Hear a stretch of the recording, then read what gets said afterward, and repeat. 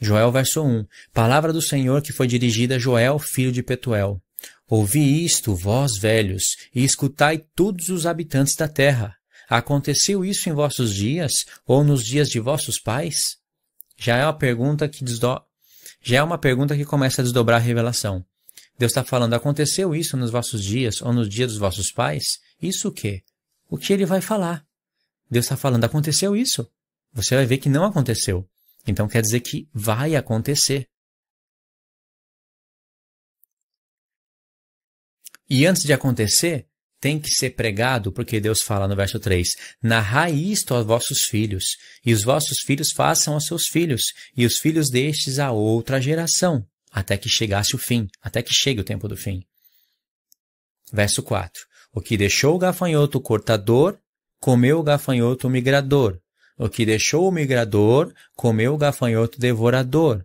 E o que deixou o devorador, comeu o gafanhoto destruidor. O último é o destruidor. Tem 4 tipos de gafanhotos. Está falando de 4 reinos. Isso vai criar conexão com os 4 chifres Isso vai criar conexão com os 4 chifres da Grécia. Também vai criar conexão com os 4 chifres que está na visão de Zacarias. Se eu não me engano, é a segunda visão. Os 4 chifres e os 4 ferreiros. Não dá para desdobrar todo o assunto agora, mas eu sei que está conectado.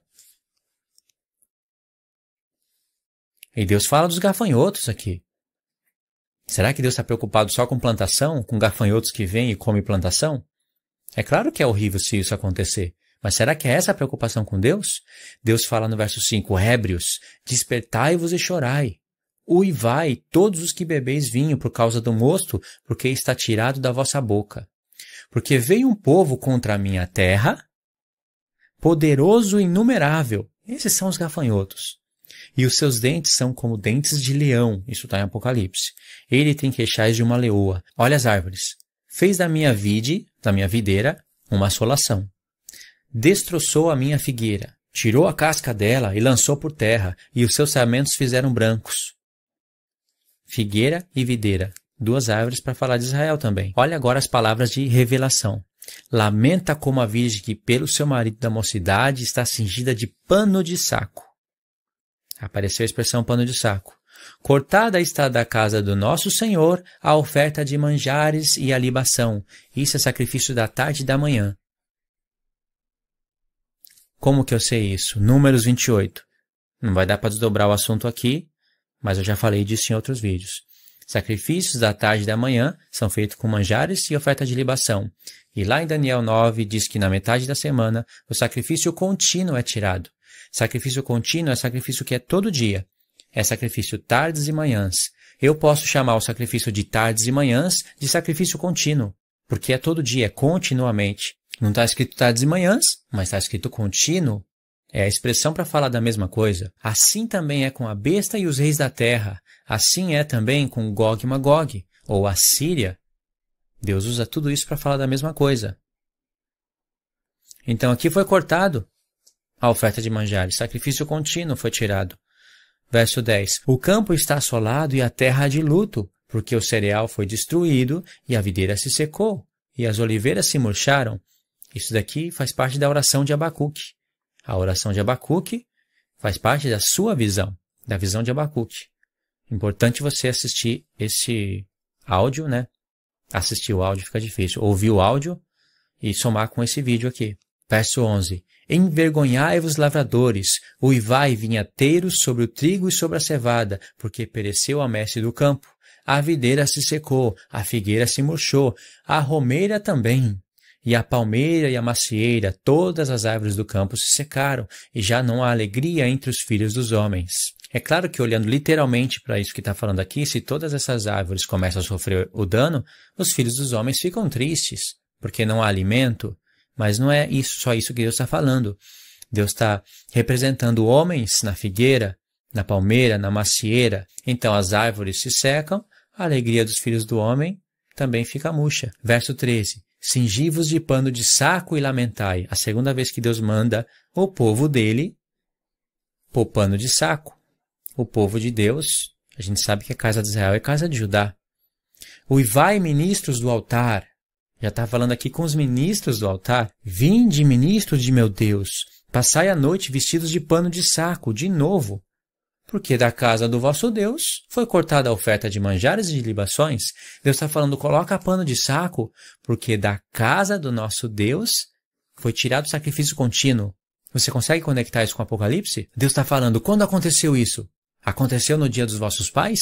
Não aconteceu. Então ensina para os vossos filhos ensinam para os filhos e os filhos para outra geração, até chegar o tempo do fim. Quem vai profetizar isso são as duas testemunhas, com pano de saco, aonde a oferta da casa do nosso Deus vai ser tirada, a pregação do evangelho vai ser proibida. Eu já estou trazendo o sentido espiritual do que estava na sombra da lei e literal, porque vai acontecer. Verso 14. Promulgai um santo jejum, convocai uma assembleia solene, congregai os anciãos, todos os moradores dessa terra para a casa do nosso Senhor, vosso Deus. Clamai ao Senhor. Olha o verso 15 revelando os tempos. Ah, que dia! Porque o dia do Senhor está perto e vem com a assolação do Todo-Poderoso. O dia do Senhor são expressões que Deus utiliza para criar conexões de contextos. Essa expressão, o dia do Senhor, o dia de Cristo, aparece na carta de Paulo. E descaradamente, pessoas que pregam o arrebatamento secreto querem desconectar isso, dizendo que o dia do Senhor é uma coisa e o arrebatamento da igreja é outra. É impossível eu ler isso em 2 Tessalonicenses 2. Me desculpa, mas é infidelidade com a própria leitura do português. Quem dirá com a própria palavra. Verso 16. Acaso não está destruído o mantimento diante dos vossos olhos, e da casa do nosso Deus a alegria e o regozijo? Como aqui Deus está revelando para a gente o tempo das duas testemunhas, e eu sei que o tempo das duas testemunhas é o tempo das trombetas de Apocalipse, olha o verso 19. A ti, ó Senhor, clamo, porque o fogo consumiu os pastos do deserto, a chama abrasou todas as árvores do campo, também todos os animais do campo bramam suspirantes por ti, porque os rios se secaram e o fogo devorou o pasto do deserto. Quer ver como o profeta Joel é para o dia do Senhor e fala do tempo das duas testemunhas que tocam a trombeta de Deus e anuncia o dia da expiação para a gente ir para a festa dos tabernáculos? Olha a prova disso. A gente acabou de ler o capítulo 1, verso 2. Tocai a trombeta em Sião e dai voz de rebate no meu santo monte. Vou ler de novo esse texto porque é assombroso. Tocai a trombeta em Sião e dai voz de rebate no meu santo monte.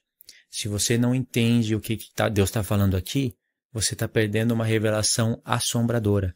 Voz de rebate. Vou deixar uma lição de casa aí. Futuramente eu vou estar fazendo vídeo. Procura na palavra de Deus a primeira vez que aparece voz de rebate. No português vai dar para você fazer isso. Mas no hebraico, amplia a revelação. Deus está revelando passo a passo do que há de acontecer nesse mundo. Se você estuda as festas e presta atenção nisso que Deus está falando, conectando todos os pontos, sem deixar disperso. Profeta Joel, gafanhotos, dia do Senhor, toque a trombeta com voz de rebate. É um sinal para o povo de Deus se movimentar, não para todo o povo de Deus. Em Números 10, Deus dá a lei para o povo fazer 2 trombetas de prata. Não é de bronze nem de ouro, é de prata. Não é 1 e nem 3, são 2. 2 trombetas de prata. Dessas 2 trombetas vão sair 2 tipos de barulho. Desses 2 tipos de barulho vão ter 3 modelos de toque. Desses 3 modelos de toque vai trazer 4 tipos de movimentação no povo de Deus. E isso está relacionado com as festas. Não tem essa palavra voz de rebate? Quando Deus está falando da festa das trombetas, no mês 7, dia 1, dia de lua nova, aparece rebate. Som de trombetas, está escrito na nossa tradução, sonido de trombeta, mas trocaram a palavra rebate pela palavra sonido. Então Deus está falando aqui de trombeta, da festa das trombetas. Como que o português pôde ocultar isso da gente? Mas no hebraico está direitinho. Então está falando da festa das trombetas aqui também. E o dia de jejum, o dia do Senhor, é o dia de Cristo. É a expiação dos pecados. O dia mais importante para todo o povo de Israel era o dia da expiação. É o dia mais importante. Vacilou ali, Deus mata. Como eu desdobrei esse assunto nos meus vídeos das festas, aqui eu só estou passando por cima. É o dia do sumo sacerdote, é o homem responsável para decretar a expiação dos pecados do povo. A responsabilidade está nele. É o dia do sumo sacerdote. Quem é, na realidade, o nosso sumo sacerdote? Cristo. Entendeu? Então, por isso que fala que isso está sendo associado com o dia do Senhor. Voz de rebate, né? Eu expliquei, eu sei que vocês não entenderam tudo, mas eu fiz isso para deixar uma curiosidade no assunto. Dia do Senhor está próximo. Verso 2. Dia de escuridade e densas trevas, dia de nuvens e de negridão. Agora olha aqui o verso 2. Com a alva sobre os montes, assim se difunde um povo grande e poderoso, qual desde o tempo antigo nunca houve, nem depois dele haverá pelos anos adiante de geração em geração. De fato, é algo para o futuro, né? À frente dele vai fogo devorador desse povo, atrás chama que abrasa. Diante dele a terra é como o jardim do Éden, mas atrás dele será um deserto assolado, nada lhe escapa. A sua aparência é como a de cavalos, como de cavaleiros, e assim correm. Olha o verso 5. Estrondeando como carros vêm, saltando pelos cimos dos montes, crepitando como chamas de fogo que devoram a palha, como um povo poderoso posto em ordem de combate. Diante deles tremem os povos, todos os rostos se empalidecem. Correm como valentes, como homens de guerra sobem muros, cada um vai no seu caminho e não se desvia da sua fileira, todos bem conectados. Aqui está falando das duas testemunhas, o povo que recebe poder de Deus, é revestido de poder. Verso 8, não empurram uns aos outros, cada um segue o seu rumo, arremete contra as lanças e não se detém no seu caminho. Assaltam a cidade, correm pelos muros, sobem as casas, pelas janelas entram como um ladrão. Aqui já vai vir um texto para você conectar com vários outros textos, com Mateus 24, com o sexto selo. Vai em frente. Diante deles treme a terra. Os céus se abalam, o sol e a lua se escurecem, as estrelas se retiram o seu esplendor. O Senhor levanta a voz diante do seu exército, porque muitíssimo grande é o seu arraial. Isso não está em outros profetas? Aqui no profeta Joel vai aparecer 2, 3 vezes. O sol se escurecer, a lua se tornar em sangue e as estrelas do céu caírem sobre a terra. Vai aparecer em Mateus 24, vai aparecer no sexto selo. Isso também aparece em Isaías. E quando aparece em Isaías, está falando da queda de Edom. Verso 11. O Senhor levanta a voz diante do seu exército, porque muitíssimo grande é o seu arraial, porque poderoso é quem executa suas ordens. Sim, grande é o dia do Senhor, e muito terrível. Quem poderá suportar? Essa pergunta aparece no sexto selo de Apocalipse. Essa pergunta também aparece em outro profeta que eu li. Verso 12. Ainda assim, agora mesmo, diz o Senhor, convertei-vos a mim de todo o vosso coração, e isso com jejuns, com choro e com pranto, rasgai o vosso coração e não as vossas vestes.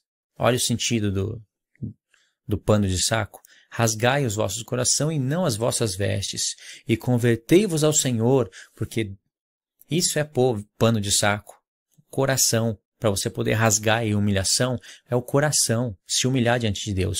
Rasgai o vosso coração e não as vossas vestes. E convertei-vos ao Senhor vosso Deus, porque Ele é misericordioso, é compassivo, tardio em irar-se, grande benignidade e se arrepende do mal. Quem sabe Ele não se voltará e se arrependerá e deixará após si uma bênção? Olha qual é a bênção. Uma oferta de manjares e libação para o nosso Deus. Porque o inimigo vai tirar isso da casa de Deus. Vai querer parar a pregação do evangelho, a conversão dos irmãos. Qual é o reino que detesta a pregação do evangelho? Que detesta ouvir que Jesus é filho de Deus? Que detesta a Bíblia? Isso é o islamismo. É o islamismo esse daí. Mas Deus disse, olha, Deus vai deixar ainda. Ele vai proibir, mas Deus vai deixar uma oferta de manjar. Ou seja, vai ter oração. Vai ter pessoas clamando a Deus ainda. Mais uma vez Deus falando de trombeta, como começou no verso 1. Tocai a trombeta em Sião, promulgai um santo jejum, proclamai uma assembleia solene, congregai o povo, santificai a congregação, ajuntai os anciãos, reuni os filhinhos e os que mamam, sai o noivo da sua recâmara e a noiva do seu aposento, o encontro do noivo com a noiva. Olha aqui Deus falando para os seus sacerdotes, os ministros do altar, lá em Apocalipse 11 está falando disso. Chorem os sacerdotes, ministros do Senhor, entre o pórtico e o altar, e orem. Orem falando assim, poupa o teu povo, ó Senhor, e não entregues a tua herança ao opróbio, para que as nações não façam escárnio dele. Porque hão de dizer entre os povos, onde está o seu Deus? Olha o verso 18. Então o Senhor se mostrou zeloso da sua terra, compadeceu-se do seu povo e respondendo lhe disse, eis que eu vos envio cereal, e vinho, e óleo, e dele sereis fartos, e vos não entregarei mais ao opróbrio das nações.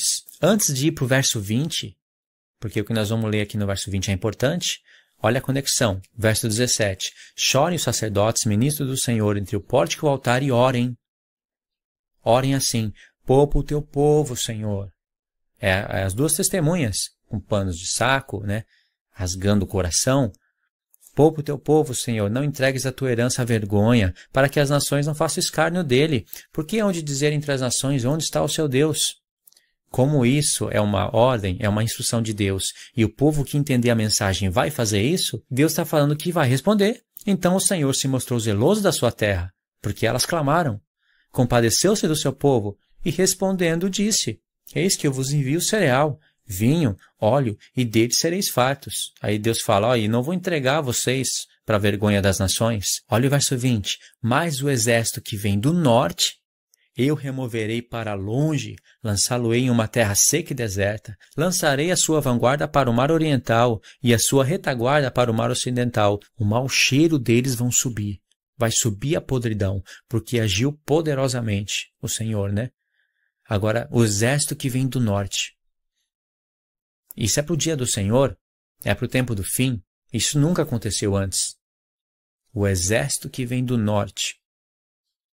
Aonde tem isso? Não é lá em Gog e Magog que Deus fala? Você vai vir lá do extremo norte contra a minha terra. Só não conecta isso quem não quer. Está falando de Gog e Magog aqui. E a figura que está sendo usada é gafanhotos. Eu vou ler o verso 1 aqui. Presta atenção no literal, porque aqui está falando das festas, mas Deus está projetando o espiritual. Ou será que Deus está preocupado com chuva, com plantação, que o povo vai ter que comer ou não? Será que essa é a preocupação de Deus? Jesus fala para a gente trabalhar não pelo alimento que perece, mas pelo alimento que permanece. Verso 21. Não temas, ó terra, regozija-te e alegra-te, porque o Senhor faz grandes coisas. Não temais, animais do campo, porque os pastos do deserto reverdecerão, porque o arvoredo dará o seu fruto, a figueira e a vide produzirão com vigor. Alegrai-vos, pois, filhos de Sião, regozijai-vos no Senhor vosso Deus, porque Ele dará em justa medida a chuva. Fará descer como outra hora a chuva temporã e a chuva serôdia. Essa é as chuvas que Deus abria a janela do céu, que Ele fala no livro da lei, e derrama bênçãos sem medidas. Porque elas caindo na terra, o povo iria recolher as primícias, os primeiros frutos, esse é o dízimo, e iria entregar para Deus, e através disso eles seriam aceitos. Os dízimos iriam cuidar de alimentar os pobres, as viúvas e os necessitados. Através do dízimo, o povo recebia aceitação. Recebendo a aceitação do Senhor, no dia 1º, no dia 50, depois das semanas, tinha uma nova oferta de manjar. Aí tinha a festa de trombetas, a expiação e depois os tabernáculos. Verso 24. As eiras se encherão de trigo e os lagares transbordarão de vinho e de óleo. Olha a revelação do verso 25. O verso 25 revela o que são os gafanhotos. Verso 25 diz, restituirei os anos que foram consumidos pelo gafanhoto migrador, destruidor e cortador, o meu grande exército que enviei contra vós, que vem do norte, que são homens e não exércitos de gafanhotos literais.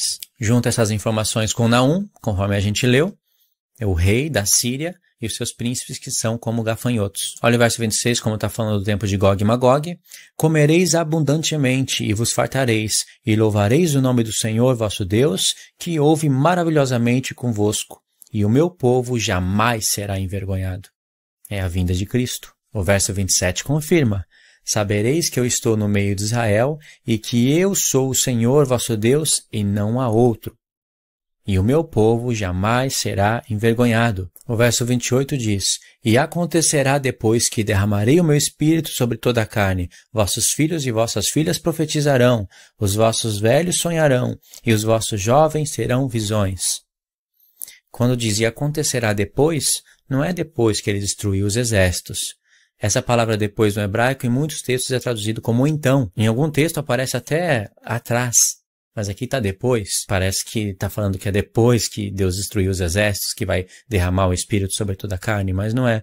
Está escrito, acontecerá então que derramarei do meu Espírito sobre toda a carne. Vossos filhos e vossas filhas profetizarão, vossos velhos sonharão, e vossos jovens terão visões.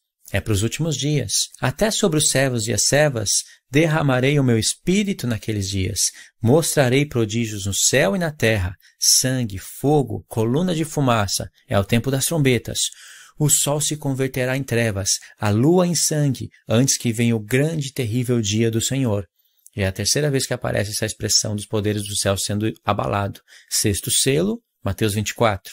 E acontecerá que todo aquele que invocar o nome do Senhor será salvo, porque no monte Sião e em Jerusalém estarão os que forem salvos, como o Senhor prometeu, e entre os sobreviventes aqueles que o Senhor chamar. O derramamento do Espírito aqui, para os filhos profetizarem e fazerem todas essas coisas de Deus, é a mesma ideia, está representado na mesma ideia das primeiras e das últimas chuvas, porque você tem que conectar as primeiras e as últimas chuvas com os demais textos. Zacarias, aonde mais tem? Oséias, e tem outros textos também. Qual é o tempo das primeiras chuvas profética? Atos dos Apóstolos, dia 50, Pentecoste. Qual é o tempo profético das últimas chuvas? Apocalipse 11. Entendeu, irmãos? Era basicamente isso que eu queria falar. Nós lemos profetas, nós conectamos textos. Eu mostrei para vocês o método de estudo que traz revelação. Queria que vocês também assistissem o áudio de Gog e Magog, ali vai ter mais coisas. Eu gravei pelo celular mesmo, postei no grupo do WhatsApp e postei no canal para as pessoas ouvirem o estudo. Assista também a visão de Obadias, os vídeos que eu indiquei para vocês das duas casas de Israel. É um assunto extremamente importante. Causa de entender assunto como as duas casas de Israel, que desbloqueou essas profecias para mim. Efraim e Judá, as festas, eu tenho vídeo das festas, acompanha o canal. Eu queria também que você se inscrevesse no canal, se você não for inscrito ainda, dá like no vídeo, compartilha o vídeo, porque vai ensinar muitas pessoas. Esse vídeo então eu finalizo aqui, irmãos. Deus abençoe vocês, fiquem na paz de Cristo e até os próximos estudos. Amém? Fiquem na paz.